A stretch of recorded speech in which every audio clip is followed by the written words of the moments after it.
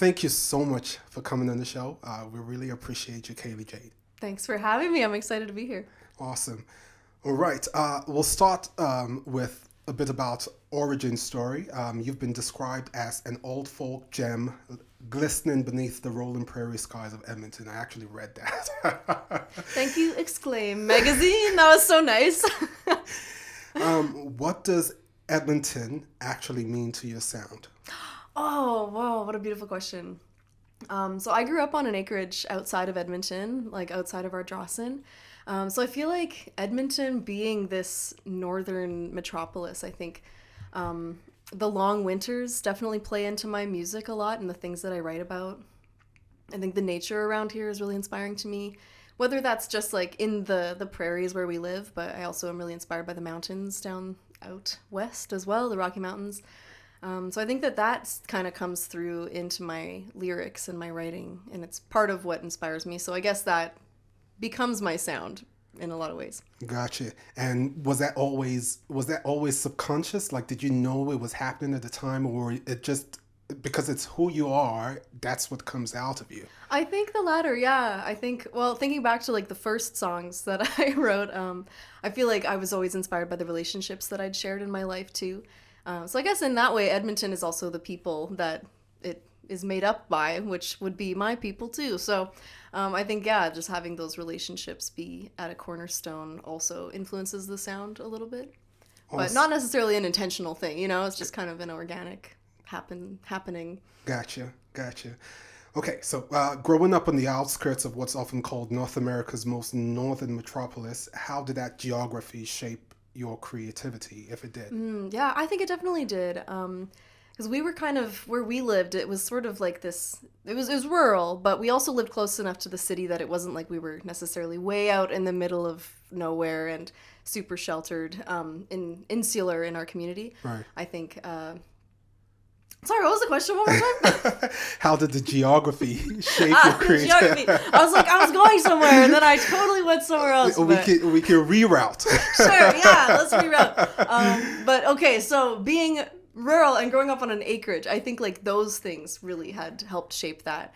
I spent a lot of my youth being outside and playing outside and catching frogs, spending time in the trees and in the woods, which I think, yeah, plays into the things that I'm inspired by. Right. Okay. So when did you first realize songwriting was more than a hobby, that it was something essential to yourself? Yeah, I think definitely songwriting has been a way for me to obviously express my creativity, but as a means of helping me get through difficult times. And especially I think when I was navigating relationships, I think that songwriting became a way for me to deal with things that were happening to me. And then, yeah, I guess now it's just evolved past that, and it's just more of my career too. It's kind of founded upon songwriting. You need songs to be able to tour, and it's sort of this long cycle that continues to happen. And I take it you enjoy that cycle? I do enjoy the cycle. I feel like I'm still new with the cycle. Like I'm still learning my own workflow. I'm learning what an album cycle looks like and feels like.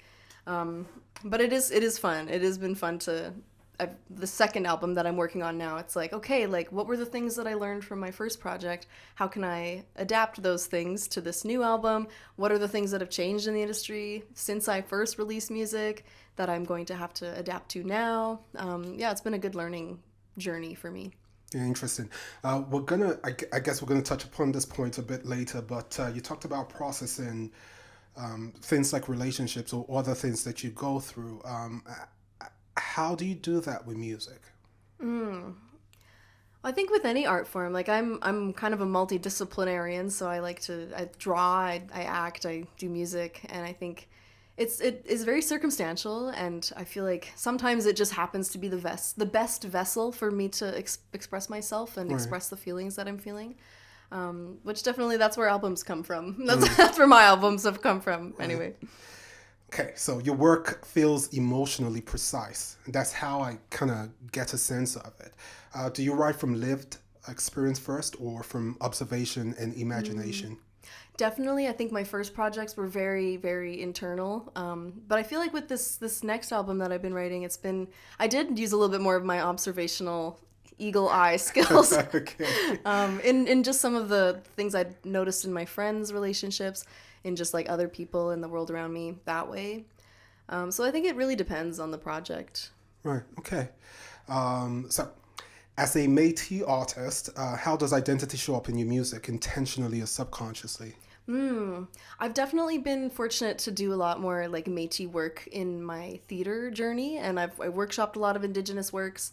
So I think like that intentionality comes through maybe more in my acting work.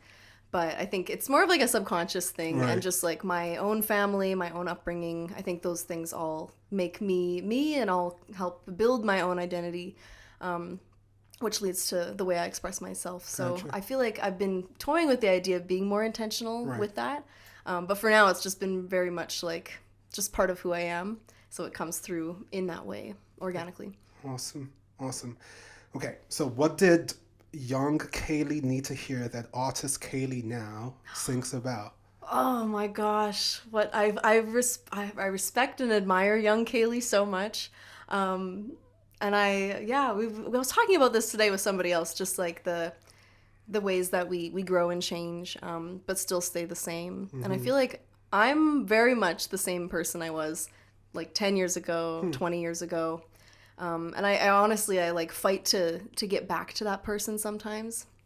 I think it's so easy for me to be extremely serious now and just dedicated, and I think that there's really good traits that come out with that, like being hardworking and having a good work ethic and professionalism. Those are all great things to have, but I feel like sometimes I let that get in the way of my ability to have fun and be creative. Right. So if I was going to tell young Kaeley anything, it would just be like, hey, like hold on to that. Which I think I have done in lots of ways. You know, like I went to freaking clown school, so I think I definitely have that capacity. But just to let that my serious side not get in the way of being creative and expressing myself and just having fun Right. with the things that I'm creating. Right. Just not letting perfectionism get in the way of making things, and just for the joy of making things rather than pursuing something good. Right. That's kind of what I would say. And do you think pursuing art has kept you closer to a young Kaeley than anyone else would, any average person would try and go back to that younger version of themselves? I think that there's so much joy that can be found in art, and there's so much play that can be found in the arts. And I think as we grow up, it's really easy to lose that sense of play and creativity, especially, you know, like maybe there's a little bit of shame involved with being silly. Right. You see that all the time. Like people are afraid to just be themselves or Yeah. be silly, and it's, I think in that way, I think the arts can kind of be a key to unlock that side of yourself. So that question is close to my heart because I'm a directing major. I actually did theater for my undergrad. So Wow, where'd you go to school? way back home in Nigeria. Oh, wow, that's so cool. That's awesome. When I was reading about you and how you've been able to pull pieces from all of the expressions that you have found yourself gravitating to, it just it took me back. I haven't practiced in such a long time. I haven't been on stage. The last stuff I directed was in Quebec a long time ago, in a Wakefield and whatnot. But to your point, I find that so true. So true. When I think about the periods in my life when I was the most kind of close to a younger version of myself is when I was on stage and been in that world of imagination. So. And I think it's such a beautiful thing because you can always come back to it. Right. And I think that's something that people also forget. And I see that all the time in like some of my adult people in my life. It's just like, it's like that was me in the past. Like Right. it's long gone and I can never go back to it. And I'm like, you know what though? Like that's something that you can always pick up where you left off. Right. And maybe you know your skills aren't quite what they used to be, Yeah, but like I yeah, think that yeah. you can still find that passion later in life, especially with art, which I think is so cool. Right. And I hope you get back into it. That's me, awesome. Me too. Okay, so let's talk about Turpentine. Your debut album, Turpentine, introduced you nationally and earned major recognition. When you look back at that project, what feels most honest about it now? Most honest. Yeah, I think the relationships that I'd explored through that, like the lyricism in that project, I think feels really honest to me at that time. Right. And just feels like a really good capsule of who I was and like the different things I was experiencing, like the tumultuousness of first love Right. and meeting my now fiance in that time as well, having some songs be about that experience. Like I think that is probably the most like honest thing that resonates with me. Right. And depending on when you make your first project, whether you're writing a book or I've heard artists describe that, when they make their first project, it's so true because they've waited so long to make it and they put everything into it. Oftentimes when you get to your sophomore or your third album, some of that has been shaded by, would you say that's true? I would say that's true, and not necessarily in a negative way, Right. but definitely Turpentine was this culmination of things from like years of me being a young person and living my life, and then all of a sudden I released this body of work, and I was just like, well, that's all the songs I have. So then I kind of had to be like, okay, I'm starting over. Right. Got this blank canvas. Like, what do I want to say now? Right. Like, how am I going to follow that up? And what are the things that I want to talk about? So I felt like this next album that I've been working on has been just very intentional. And I kind of went into my writing with more of like a theme, I think, than I had before. Because before it was just all cathartic for me. Like all the writing that I was doing was just like something that needed to happen to help me get through something. And now this time it was like, okay, like, what do I do? What am I going to write about? Right. Okay, we'll get there. I was going to ask how you overcome that, but we'll get there. You had 2 number ones on the Indigenous Music Countdown. What did that moment represent to you personally? Oh, that's so cool. I think both times have been really awesome and like years apart too. So I just think to be recognized by the community, by the Indigenous community in that way. And also, it's also partly based on fan votes too. So just to have that many people in my corner rooting for me is like amazing. Like that just feels so good. Right. Yeah, always great to have people listen to your art, I think. Yeah, and I think it's a career that can feel kind of lonely sometimes, especially being someone who's like independent and like does a lot of work on my own. Like it's really easy to be like, oh, I'm looking at these things through my phone screen, and it's like maybe someone comments something nice, but it's kind of, I think, releasing music on like a digital streaming platform on a CD. It's a different experience than playing music live, because you don't really get to see how people react to it in the same way. Like live, there's like this relationship that happens as you're sharing the music with the people in the room. But yeah, when you're releasing music, it's just like, well, be free, it's yours now. I hope you like it. And then it's just like, like radio silence. Sometimes you're just like, and then someone might say something to you. They're like, oh, I loved your song. And you're like, really? Right. I had no idea, because I'm just looking at my phone, looking at my computer. So having things like that is just really validating. And it was awesome. It's awesome. Great. Did success change how you create, or did it create pressure? Pressure. I answered that way too fast. And you know what? I'd like, what is success anyways? Like, I think that's like also kind of an internal, external, like the success can mean different things to many different people. Right. How do you define success? How do I define success? I'm self-employed. I'm really proud of that. I don't have a second job. I'm doing music full time right now. You're a rock star. I feel like a rock star, even though I'm playing to like sometimes 5 people in a room. I'm like, I feel like a rock star. Like I'm really proud of that. So I would say like in that way I am successful right now, and I'm kind of holding on to that as long as I can. I'm like kind of like, well, I stole this train and now I'm going to drive it until I get caught. So it's kind of what it feels like. But I think in some ways too, I'm like, I think I do put a lot of pressure on myself to achieve my dreams and to achieve big. And I dream really big. So I think like there is some pressure that comes with that. But I don't know if it's necessarily as related to like success, or if it's just me and myself being like, you gotta be good, you gotta do well and succeed. Right. Has that dream always been there, or the dream continues to shift? I think we're talking back about little Kaeley. I think little Kaeley saw people like Miley Cyrus and Taylor Swift and was like, that's what I want to do. So there is a little part of me that I'm like, will I feel like I'm truly successful if I'm playing like stadium shows and I'm doing like a headline big Rogers Place tour? Like, is that what that means to me. And I don't know that yet. I feel like that there's been more short-term goals, I think, that I've been pursuing that I meet or don't meet, and then that's been exciting, and then I find something else to do. And especially as I learn more about the industry too, like there's always new things to learn, and right now I've been kind of on a journey of bolstering myself to do more co-writing with other people. Okay. So I think like it definitely shifts a little bit, but I think like the big scale, giant, small Kaeley goals are still there too. Okay. That's so lovely. So Turpentine had this vibrant indie folk energy. What were you trying to say with it, to yourself or to the industry, with that record?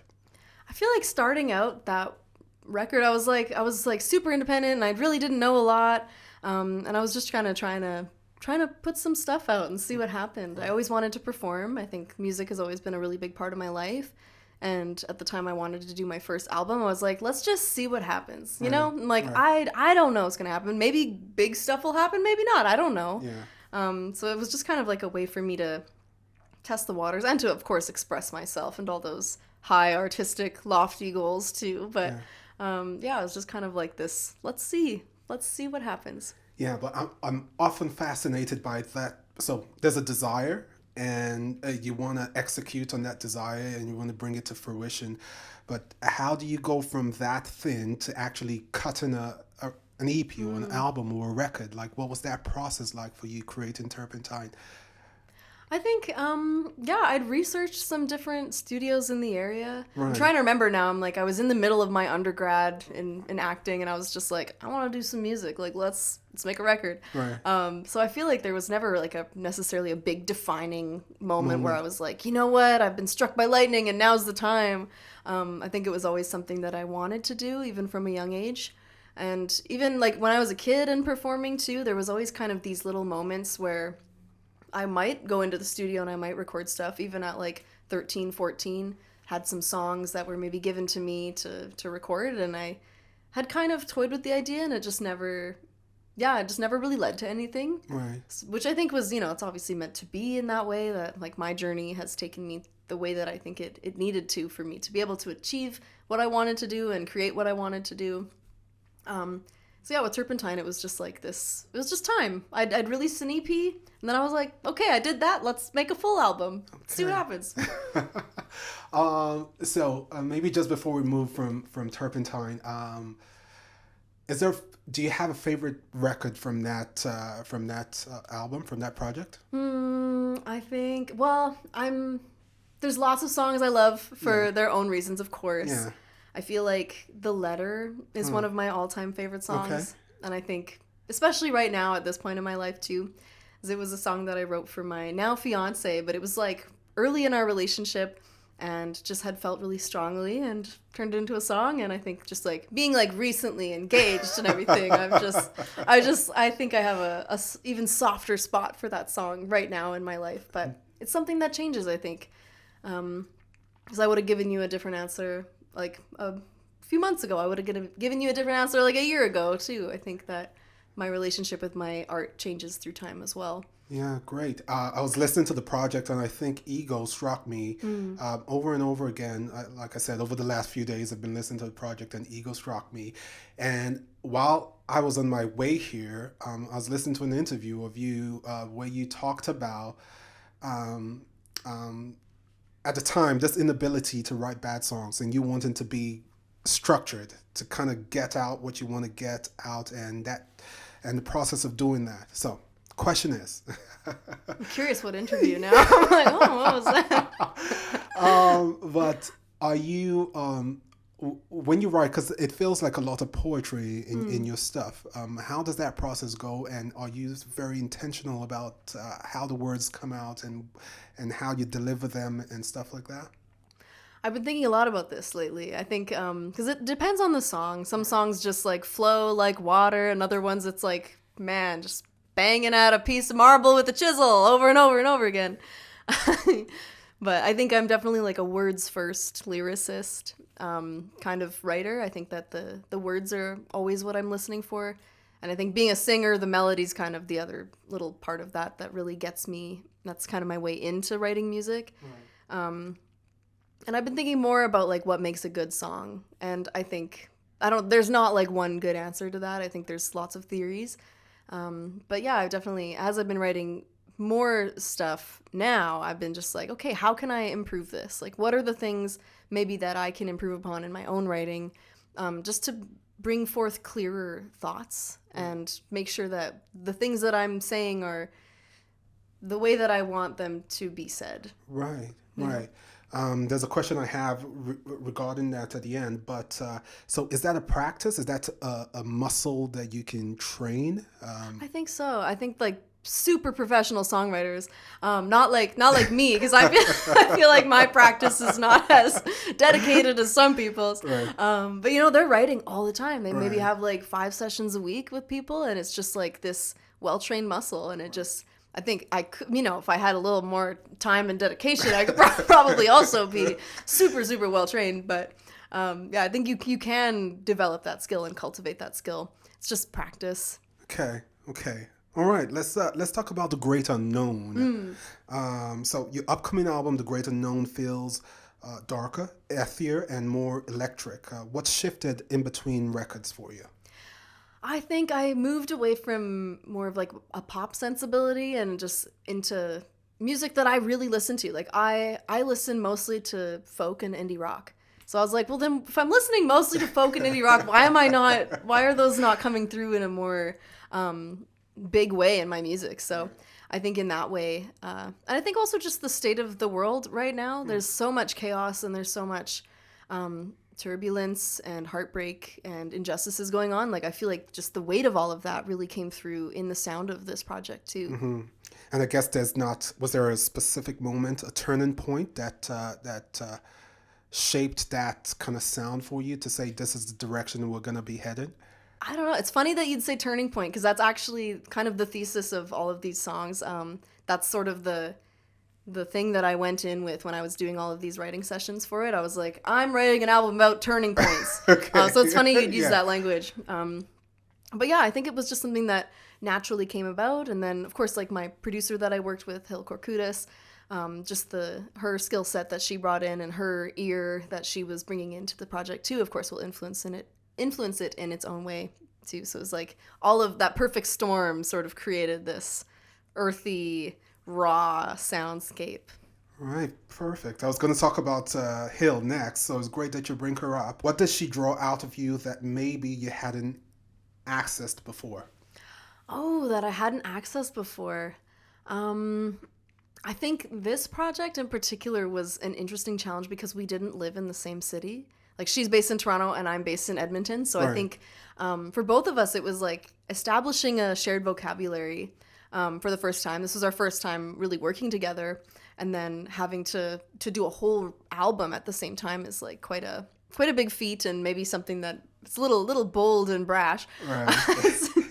So I think having to develop that together over many, many miles and many emails, right? Like I think for us to try and nail down the sound and for her to help me realize my vision, it was like, okay, like how do we communicate? And like what are the things that we need to establish between each other so that we are on the same page? Especially when it's not like I can just be like, hey, like I'm gonna come into the studio tomorrow, like let's look at this together and talk about it. But it was almost like doing it over correspondence in a lot of ways. It's like, here, like I'd get revisions back and I'd be like, okay, that's not quite it.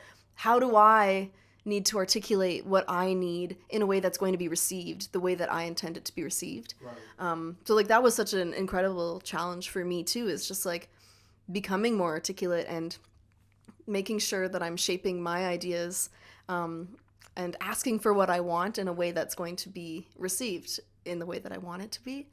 Right. So it was tricky sometimes, but we definitely got there. Like I love this record and it was so much fun to work on it with her. But yeah, definitely like a challenge at certain times too, right? Right.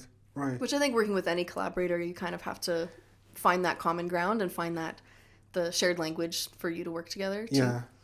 Nice. I was just, that was on my mind about how you get to do that over time and space, and wanting to make the process as efficient as possible. Yeah. So there's this storm imagery in the way the album is described: percussion, electric charge, just like we spoke about earlier. Do you see this record as confrontation, release, or transformation? Oh, all of those things. Yeah. I think it's really my journey through my early 20s of learning how to let things go.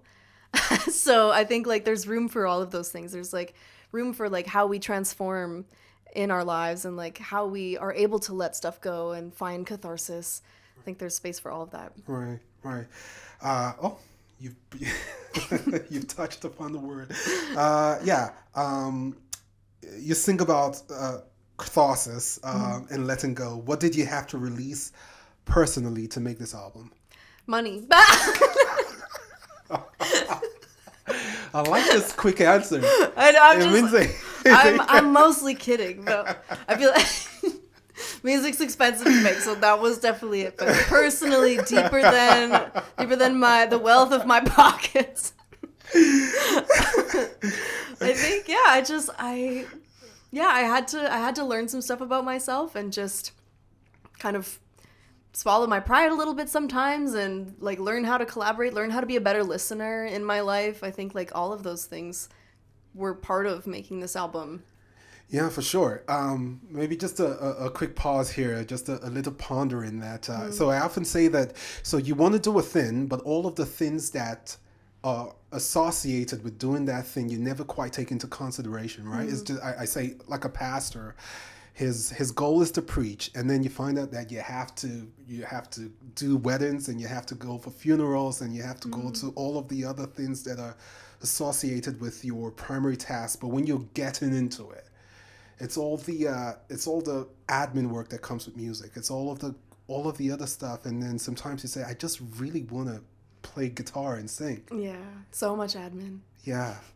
So you feel that way sometimes. I feel that way all the time. Yeah, like I've been thinking about that a lot. It's just like, what is the work that I actually want to be doing here? Right because now, yeah. Especially like music is such an all-encompassing, all-consuming career sometimes. And just where I'm at right now and like where I'm at being independent and managing my workload and managing social media, handling emails, handling bookings. It sometimes just like pushes the creativity right out of there. So it's like, okay, you know what? If these are things that I have to do, like how can I find joy and meaning and creativity in those sorts of more menial feeling things? Right. But I guess part of that too is like maybe I just also need to be like, you know what? It's okay if I don't apply to all the festivals I want to apply to this year. If it means that I get to write more music, if it means that I can, it all feeds back into each other. So there's no right answer. And it's a journey, and I'm still on it. I'm still learning stuff every day. Yeah. And in that interview, you said you had like a spreadsheet of all of the festivals. So I do. So are you still ticking off places? Is there a festival you've been invited to, or you've made it into that you were like, yeah, I've gotten that one in? It was so exciting to get to play like the Edmonton and Canmore Folk Festivals a few years ago with the School of Song program. I think as a young artist, that was always a huge goal of mine. So I was very over the moon to be able to do those. Okay. Just because they are like institutions in Canada's music landscape. So the fact that I was invited to take part in that was really special. Okay. And now it's like, I feel like my spreadsheet has kind of made it just like it makes it almost more exciting, which sounds insane, but it's like, I can visually see all of these amazing dreams that I could achieve, or like these places I could play and these audiences that I could share music with. I think it almost makes it more exciting. I'm just like, feels like, you're just like throwing paper towel at the wall sometimes, and it's like, I don't know what's gonna stick, but I bet you it's gonna be fun. Yeah. Whatever sticks. It's great. It's great. Is this your most vulnerable work yet, or your most powerful? Ooh, I think that there's power in vulnerability, I would argue. And in that way, I think, like, definitely that's vulnerable and powerful. But I think that it's so important for us as people to be vulnerable with each other and to be able to communicate and express ourselves. So I think that You know, like there's so much that communication can solve in our lives. So in that way, I would say both. Gotcha. Great answer. You designed all of the single artwork for this album yourself using block printing, which I found so cool. I actually had to go look that up and research about it, but I think it's so cool. Why was it important for you to physically carve those visuals rather than outsource them? I've always been very connected to doing the visuals for my albums. Like all my album artwork so far has been designed by me. Right. And I think because my visual art has always been a really big part of my life, it was important that I just tried, at least like tried to figure out like a different way to interpret these songs. So I think in that way it also makes the songs a little bit clearer to me when I'm able to like kind of interpret them in a different way. So it was so fun though. Like I especially with block printing, it was something I'd always admired and Right. been intrigued by, and just like I don't know, like there's something very archaic's not the right word, but it really speaks to me and it feels really raw, which I felt like was a really good match for the rawness of the album with Right. the rawness of these like deeply carved lines and this like finality of just like printing it and stamping it and seeing what happens. Yeah. And you get to see all your little mistakes too, which I think is kind of a beautiful thing. I knew you would have a great explanation of it. Like I just knew it. I just knew it. Okay, so for for people who may not know the process, you sketch the concept, carve it into a block, roll it with ink, hand print it, then scan and compose it digitally. What did that physical hands-on process give you creatively? Oh, it was fun. Like it was really cool. And I think just for the way that I create visual art, I feel like I'm a little bit more of a precise person. Right. I wish I could be like an awesome abstract artist. I'm very literal. It's just like part of me. But to be able to like kind of learn it and then the precision of carving out it's very meditative, which I Right. think is really nice. Right. Kind of, I don't want to say it's akin to doing jigsaw puzzles, but just in the same way where I could find some really deep flow. I think that was really cool. And I'm excited to explore it more and just like keep working at the medium. So I think it's really fun. But also to do it in a capacity that's not like, okay, I'm sweating now as I have to Right, make my right. album Yeah, artwork and it yeah, has to for look sure. good, but For sure. just in a way where I'm like, now let's just play. It's like, okay, I did the hard thing. Let me just like try some stuff and make some stuff. Yeah, that's cool. Do you see the visual world of this record as an extension of the storytelling within the songs? I think so. Yeah, I think just like with my background, I think it's nice to be able to interpret things in different ways. Right. And it's like with music videos too. It's like kind of this other way. It's like, okay, like here's the song. Here's the lyrics of the song. Right. And it's like, okay, like what are the images that I want to share in this song? What colors does it feel like to me Right. in each song? And it's just a way to sort of pull it apart and maybe find some new meaning that I hadn't found yet. And even when I'm recording too, like when I find it a little too hard to be like really sitting and paying attention, then I can listen and I'll sketch while I'm recording too. If there's like something happening where I'm not directly involved, it allows me to still find a way to be present in the process without necessarily just like sitting there and mustering all my strength to listen. Right. Yeah. So all of this though, you find them to be advantageous to you. Like all of these little pieces and skills that you have, they all come together to help you further your storytelling ability, correct? Absolutely. Yeah. And I think at the very least, it's just like another way for me to express myself. And it's like I mentioned earlier with songwriting, it's like that's one way for me to be able to work through something. But sometimes songwriting is not the right time. Like maybe it's like if I'm dealing with something in a specific way, it's like, you know what? I really need to draw about this thing, whatever that may be. And it's like that is the right thing at the time. Right. So I think having different ways to express myself has really allowed me to express myself. But like truly. Okay. So you earned a BFA in acting from the University of Alberta. How does acting inform your songwriting? Acting, I think performance is at the core of my artistry across disciplines. I've always been a born performer. It's just been always something I've loved to do. Right. So like going through that program and like doing professional acting work, I think it translates so easily to music. Like I think just being on stage is kind of this universal thing across disciplines. And at the end of the day, it's like, how do you tell a story to an audience? Right. So I think that has also kind of I guess, like drawn through into my own writing. Right. Because I think I'm a performer first and a songwriter second is kind of how I see myself. So these songs are like, there's definitely like a note of like, how do I want these songs to be performed? Like what purpose do they serve in my live show? There is definitely a bit of that coming into my writing too. Right, right. And your prairie gothic folk musical, Yeah. Two-Headed Half-Hearted, is such a striking title. What did that project unlock creatively? That project was so amazing. It was amazing to be a part of that. Trevor Schmidt had written the book, and then he'd invited me to compose the music for it. Okay. And I think up until that point, like most of my music had been about relationships, Right. But mostly romantic relationships or like relationships with friends. But this show was ultimately about like sisterhood and identity and like how those things can kind of intersect and play together. So being able to work on a project like that was really lovely. Like I'm an older sister, so Okay. being an older sister and like loving my younger sister with my whole being, it was Right. just such a wonderful way for me to, I don't know, like just honor that love. And is a musical something you would explore again? And Totally, yeah. I just got to work on a new play recently Oh, nice. about sisters. And yeah, it's just such a beautiful thing to come back to, and I'm always just like, oh, sister love. There's nothing like it. It's just such a beautiful thing. Awesome. All right. You have done over 150 performances since 2023. That's what I read. What has the road taught you?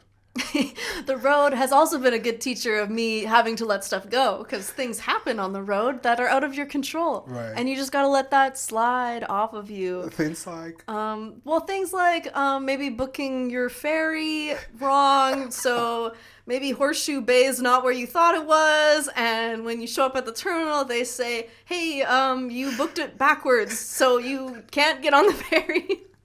And then you say, oh no, I have a show tonight over there on Vancouver Island. Wow, what am I gonna do? Things like that, and just being like, you know what, like it was fine. It worked out.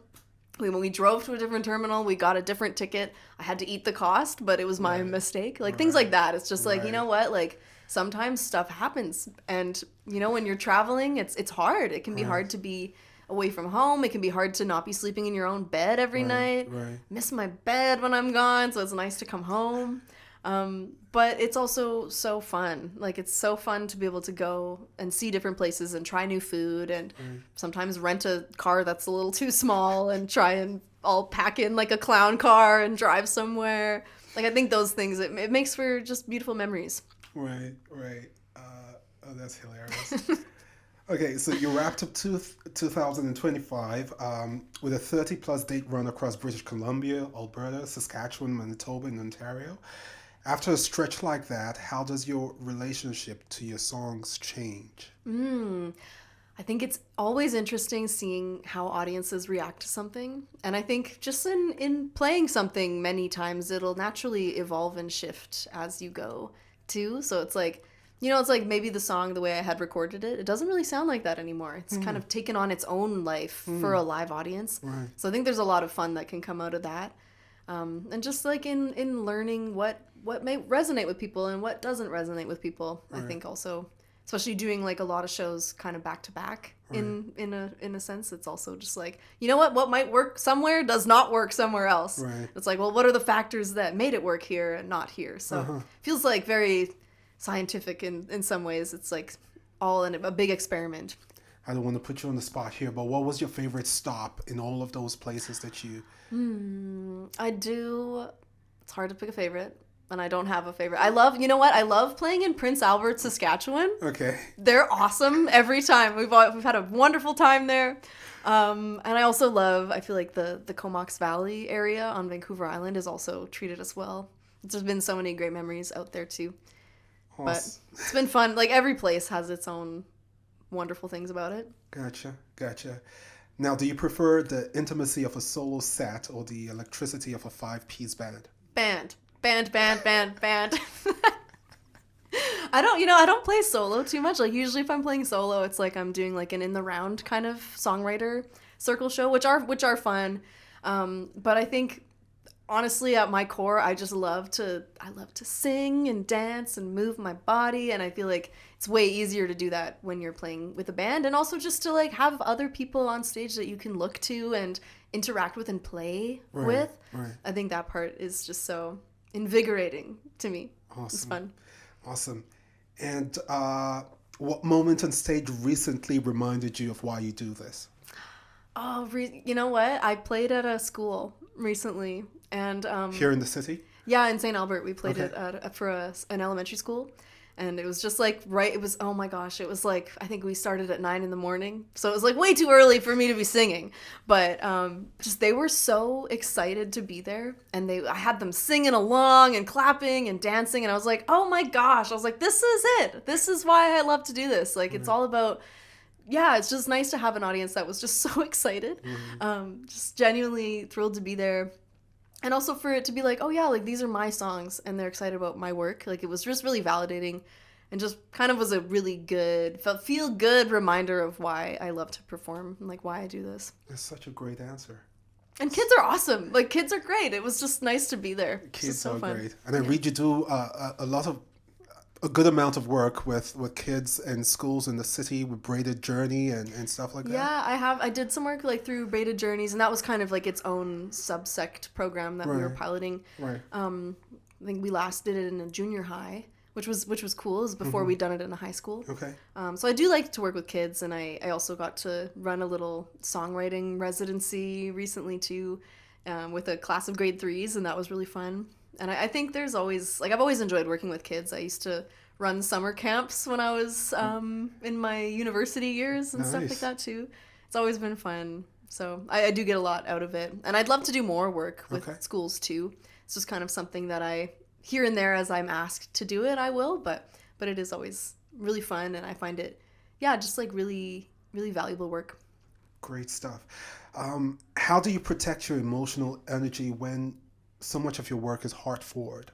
Oh, I don't. I don't know. I wish I did more sometimes, because it requires you to be very vulnerable, Right. and it can be really hard. It can be really hard to be vulnerable and be vulnerable in front of an audience too, because it's not just, it's not just like necessarily people that you really trust and are close to, but it's just like a room of strangers, and you're just like, hey, here's this really traumatic thing that happened to me, and Right. but I feel like in that way it kind of, there's shared healing that happens when you share those things, and I've been trying to find a way to translate that more to like my online presence Right. too. I find it's a little bit daunting to just like be really vulnerable on the internet, and I think that there's lots of artists who are so good at that and are just able to be like, hey, like here's all of my pain in hopes that it will heal you and help you, and I really admire that. But Right. it's scary. I feel like that's something I'm still navigating and learning what my own boundaries are with being online, like 'cause that's it's its own beast. I think like is its own social beast. media and like it's I- it's totally different than anything live. For sure. So I don't know, I'm still working on it. For sure. So, you participated in Soak and Song House at Breakout West and were selected for the TD Incubator for Creative Entrepreneurship and the Women in Music Canada Entrepreneurship Accelerator. At this stage in your career, what does investing in the business side of your artistry mean to you? Oh, it's such a huge part of it, and I'm so grateful to have had so many different mentorship opportunities where I'm able to ask questions of people who know stuff.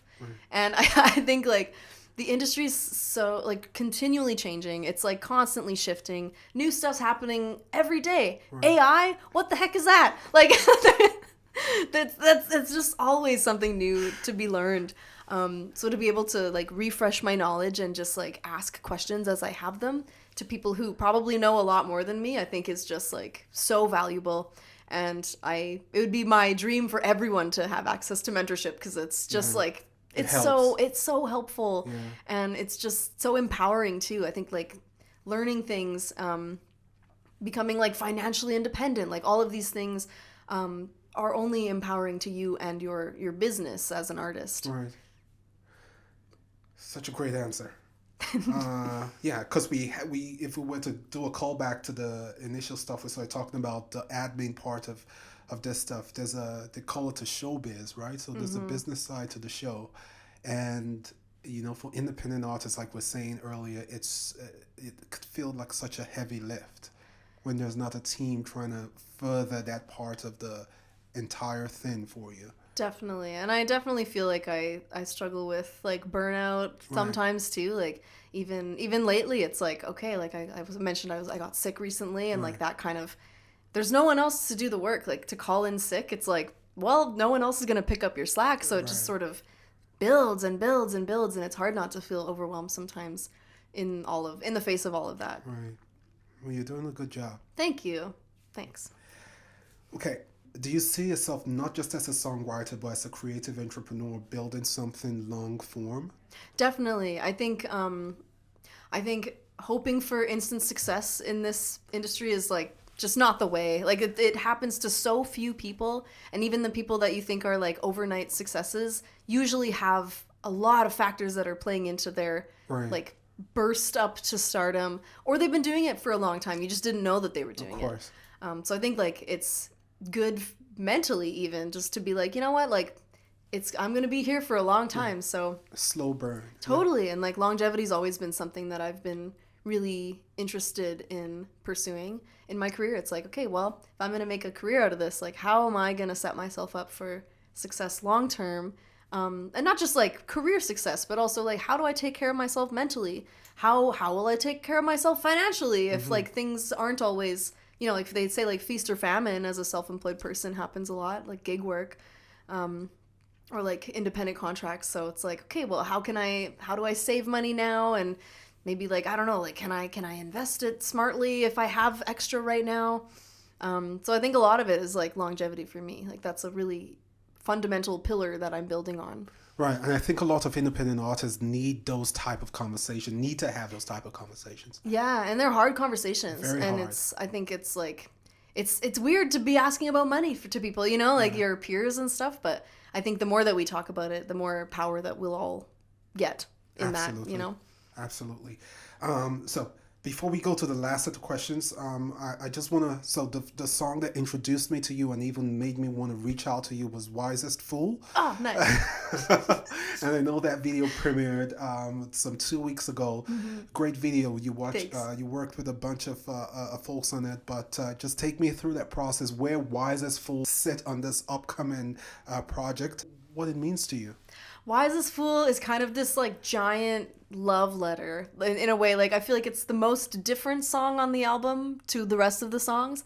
I feel like the rest of the songs it's more about like my personal like struggles and but like Wisest Fool is just this like big proclamation of like, hey, take a risk and maybe good things will happen to you if you just like take the leap and be vulnerable and express how you feel, which is also like kind of a part of this album. It's like if you let go of the things that are holding you back from pursuing beautiful things, then maybe beautiful things will happen to you.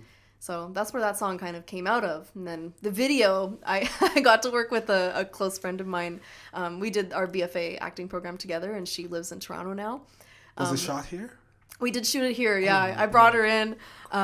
Thank you, Alberta Foundation for the Arts and Edmonton Arts Council for your support in my art. I really appreciate it.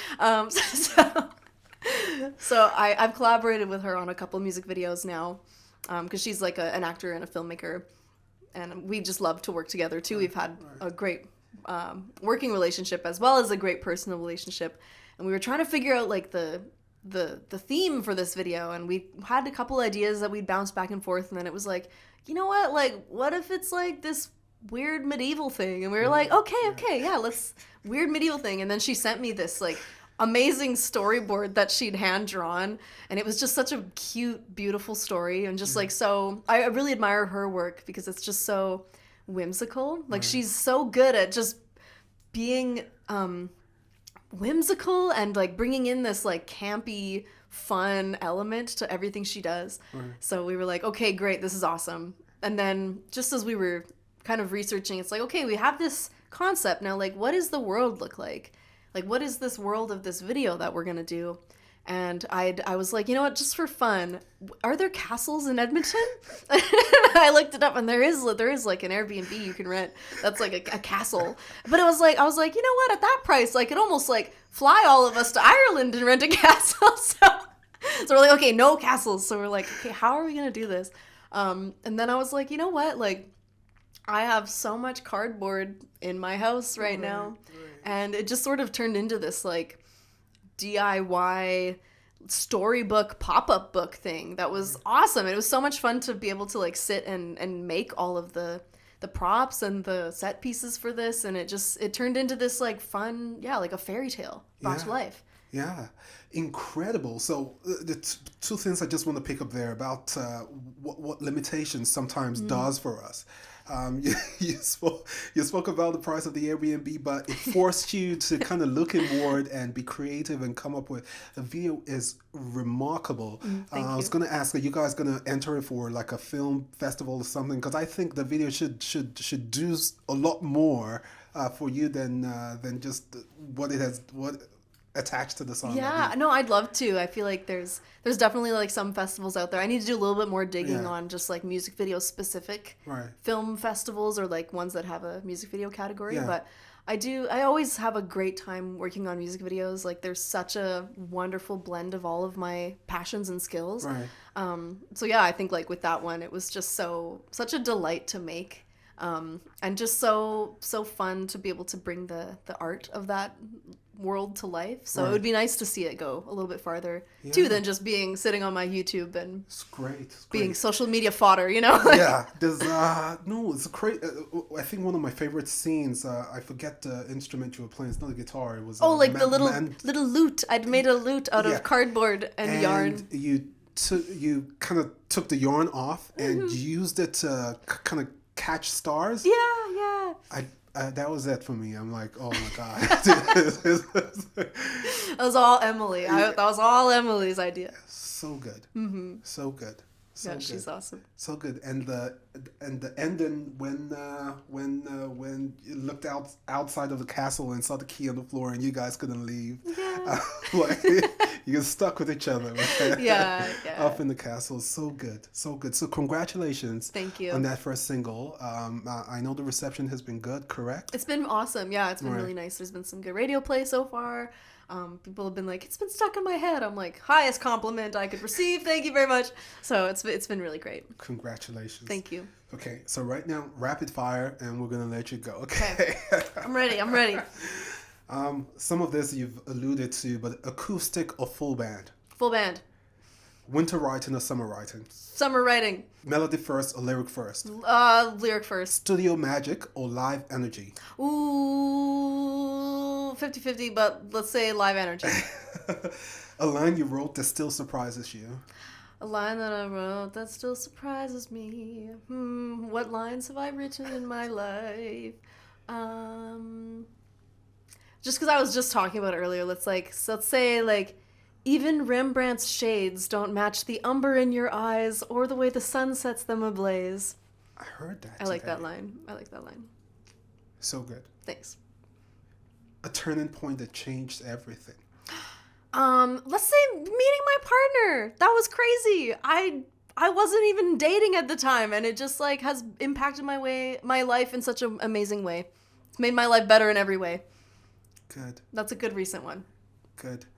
One word to describe this season for you. Busy. Overwhelming? Is that acceptable? Is that a good answer? No. And if your next project, The Great Unknown, were a weather pattern, what would it be? Tornado warning.